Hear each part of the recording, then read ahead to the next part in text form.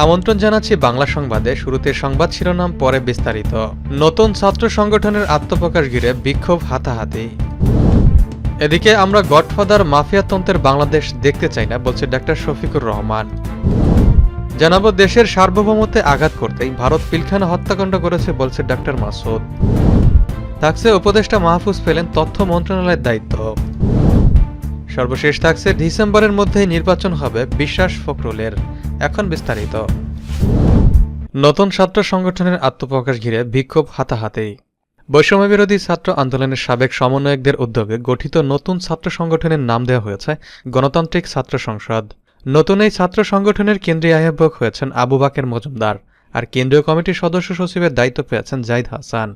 বুধবার বিকেলে ঢাকা বিশ্ববিদ্যালয়ের মধুর ক্যান্টিনে সংবাদ সম্মেলন করে এই সংগঠনের আনুষ্ঠানিক ঘোষণা দেওয়া হয়েছে। এই ঘোষণা ঘিরে দুই পক্ষের মধ্যে পাল্টাপাল্টি স্লোগান ও মারামারিতে মিশু আলী ও আকিব আল হাসান নামে দুই সমন্বয়ক আহত হয়েছেন। সন্ধ্যা 5:45টার দিকে আহত অবস্থায় তাদের উদ্ধার করে ঢাকা মেডিকেল কলেজ হাসপাতালের জরুরি বিভাগে নিয়ে আসা হয়েছে। এর আগে বিকেল 3টায় মধুর ক্যান্টিনে সংবাদ সম্মেলন করে নতুন ছাত্র সংগঠনের আত্মপ্রকাশের ঘোষণা ছিল। এই উপলক্ষে বৈষম্যবিরোধী ছাত্র আন্দোলনের সাবেক সমন্বয়কেরা বিকেলে সেখানে এসে জড়ো হন। অপরদিকে বেসরকারি বিশ্ববিদ্যালয়ের একদল শিক্ষার্থী সংগঠনের কেন্দ্রীয় কমিটিতে নিজেদের পর্যাপ্ত সংখ্যক পদ দাবি করে বিক্ষোভ করেন। মধুর ক্যান্টিনের সামনে দুই পক্ষের অবস্থানের মধ্যে বিকেল 4টার পরে হাতাহাতির ঘটনা ঘটে। এক পর্যায়ে বৈষম্যবিরোধী ছাত্র আন্দোলনের নেতারা মধুর ক্যান্টিনে এসে নতুন ছাত্র সংগঠনের নাম ও দায়িত্বপ্রাপ্ত নেতাদের নাম ঘোষণা করেন। এরপর তারা মিছিল নিয়ে মল চত্বরের দিকে এগিয়ে যান। সেখানে পদবঞ্চিত দাবি করে বিক্ষোভরত শিক্ষার্থীদের সঙ্গে তাদের দ্বিতীয় দফায় হাতাহাতির ঘটনা ঘটে। নতুন ছাত্র সংগঠনের উদ্যোক্তারা বলেছেন, মূলত বৈষম্যবিরোধী ছাত্র আন্দোলনের সমন্বয়ক রিফাত রশিদের শীর্ষ পদে আসা নিয়ে বিভক্তির সূত্রপাত। রিফাত রশিদ শীর্ষ 4 পদের একটিতে আসতে চাইলেও নারী সদস্যদের বিরোধিতার কারণে তাকে শীর্ষ পদ দেওয়া হয়নি।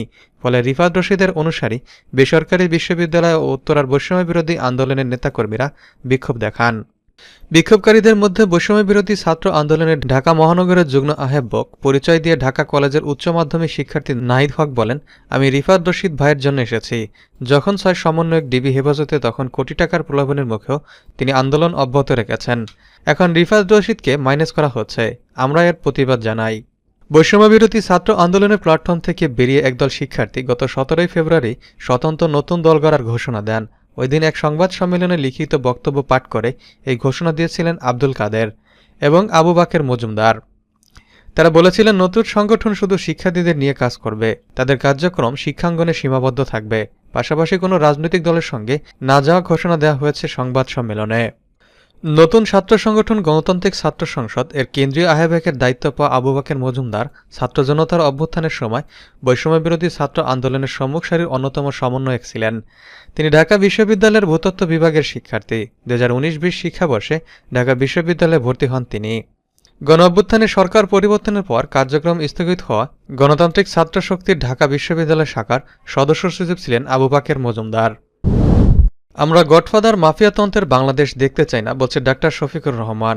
জামায়াত ইসলামের আমির ডাক্তার শফিকুর রহমান বলেছেন, আমরা আর গডফাদার, গডমাদার কিংবা মাফিয়াতন্ত্রের বাংলাদেশ দেখতে চাই না, ফ্যাসিবাদের বাংলাদেশ দেখতে চাই না।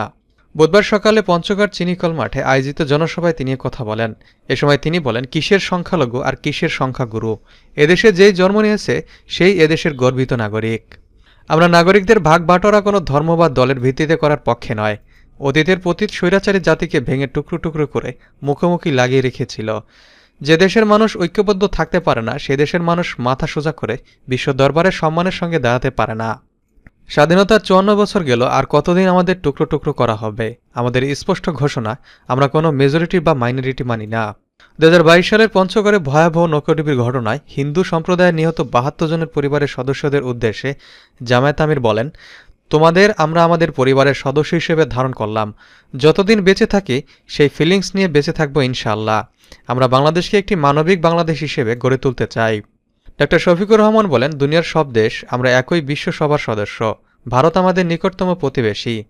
আমরা আমাদের প্রতিবেশীকে অহেতুক কষ্ট দিতে চাই না, তবে আমাদের প্রতিবেশী যাতে আমাদের উপর এমন কিছু চাপিয়ে না দেয় যা বাংলাদেশের মানুষের জন্য সম্মানজনক নয়। যদি এরকম তারা কিছু করে, দেশের স্বার্থে আমরা সেদিন ভূমিকা পালন করতে কারো চোখের দিকে তাকাবো না। আমরা বিবেকের দিকে তাকিয়ে বিবেকের দায়বদ্ধ থেকে দায়িত্ব পালন করতে বাধ্য হব।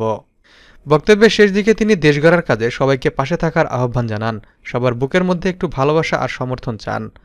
পরে ডাক্তার শফিকুর রহমান পঞ্চগড় সার্কিট হাউসে স্থানীয় জামায়াতের নারী সদস্য এবং বিশিষ্টজনের সঙ্গে পৃথক মতবিনিময়ের পর তিনি নীলফামারী ডোমারের উদ্দেশ্যে রওনা দেন।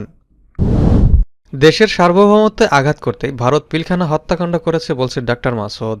দেশের সার্বভৌমত্ব আঘাত করতেই ভারত পিলখানা হত্যাকাণ্ড করেছে মন্তব্য করে বাংলাদেশ জামায়াত ইসলামের কেন্দ্রীয় কর্মপরিষদ সদস্য ও ঢাকা মহানগরী দক্ষিণের সেক্রেটারি ইসলামী ছাত্র শিবিরের সাবেক কেন্দ্রীয় সভাপতি ডাক্তার শফিকুল ইসলাম মাসুদ বলেছেন, প্রতিটি হত্যাকাণ্ডের পর দেখা গেছে সরকার দায়সারা একটি তদন্ত কমিটি গঠন করে। ওই কমিটিকে নিরপেক্ষ তদন্ত করতে দেওয়া হয় না, সরকারের আজ্ঞাবহ তদন্ত কমিটিকে কালক্ষেপণ করতে দেখা যায়।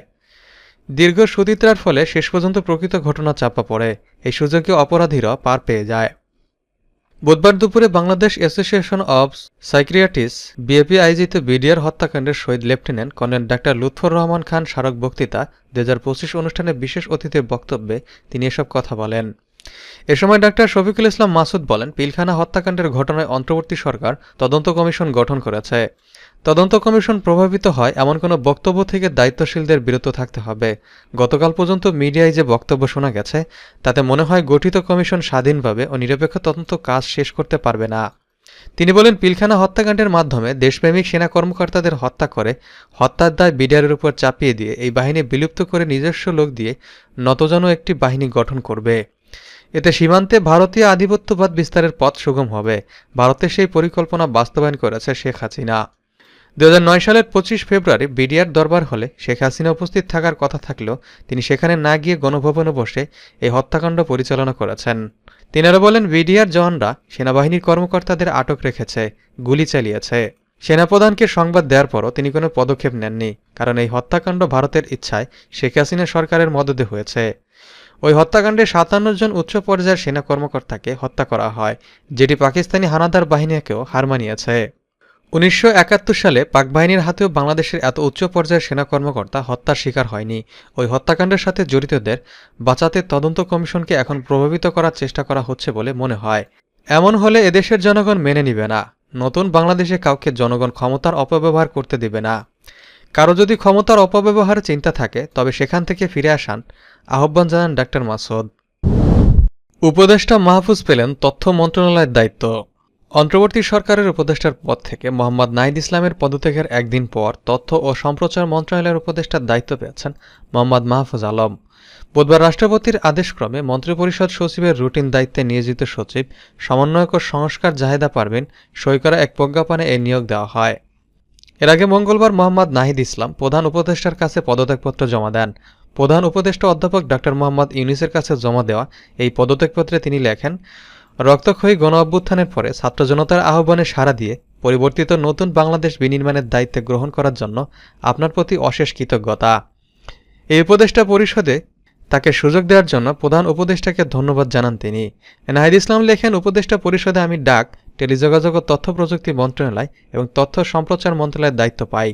নানামুখী চ্যালেঞ্জের মধ্যেও আপনার নেতৃত্বে দায়িত্ব পালনে সদা সচেষ্ট থেকেছি, কিন্তু বর্তমান প্রেক্ষাপটে দেশ ও জাতির বৃহত্তর স্বার্থে আমার ছাত্র জনতার কাতারে উপস্থিত থাকা উচিত মর্মে আমি মনে করি।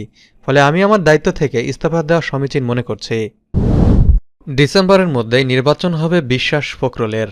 চলতি বছরের ডিসেম্বরের মধ্যেই বাংলাদেশে সবার কাছে গ্রহণযোগ্য একটি নিরপেক্ষ নির্বাচন অনুষ্ঠিত হবে বলে নিজেদের আশাবাদ ও বিশ্বাসের কথা জানিয়েছেন বিএনপি মহাসচিব মির্জা ফখরুল ইসলাম আলমগীর। বুধবার বিকেলে রাজধানীর সোহরাওয়ার্দী উদ্যানে অমর 21শে বইমেলার ইতি প্রকাশনে এক বইয়ের মোড়ক উন্মোচন অনুষ্ঠানে তিনি কথা বলেন। মির্জা ফখরুল বলেন, আজকে আবারও সবাই একমত হচ্ছে, বাংলাদেশের যে রাজনৈতিক সংস্কৃতি, সে সংস্কৃতির প্রেক্ষিতে আমাদের এমন একটা ব্যবস্থা থাকা উচিত যেন নির্বাচনকালীন সময়ে একটি নিরপেক্ষ সরকার থাকে। আমরা সেদিকেই এগিয়ে যাচ্ছি। আমরা বিশ্বাস করি আগামী ডিসেম্বরের মধ্যেই বাংলাদেশের সকলের কাছে গ্রহণযোগ্য একটি নিরপেক্ষ নির্বাচন অনুষ্ঠিত হবে এবং বাংলাদেশ গণতান্ত্রিক পথে এগিয়ে যাবে। বাংলাদেশে একটি গণতান্ত্রিক রাষ্ট্র নির্মাণের পথকে আরও সহজ করে নিয়ে আসবে। সংস্কার জিয়াউর রহমান শুরু করেছিলেন উল্লেখ করে তিনি বলেন, একটি বৌদ্ধ একদলীয় শাসন ব্যবস্থা ছিল বাকশাল, সেখান থেকে নিয়ে এসেছিলেন বহুদলীয় গণতন্ত্র, মুক্ত সংবাদপত্র। এটা এখন অনেকেই ভুলে গেছেন। এই তরুণ প্রজন্মের অনেকেই হয়তো জানেন না, বাকশালের মধ্য দিয়ে বন্ধ করে দেওয়া হয়েছিল সকল সংবাদপত্র। শহীদ প্রেসিডেন্ট জিয়াউর রহমান সেটা মুক্ত করে দিয়েছিলেন। মৌলিক অধিকারগুলো ফিরিয়ে দিয়েছিলেন। মির্জা ফখরুল বলেন, বেগম খালেদা জিয়া পরিবর্তনের মধ্য দিয়ে সংসদীয় গণতন্ত্রকে ফিরিয়ে দিয়েছিলেন।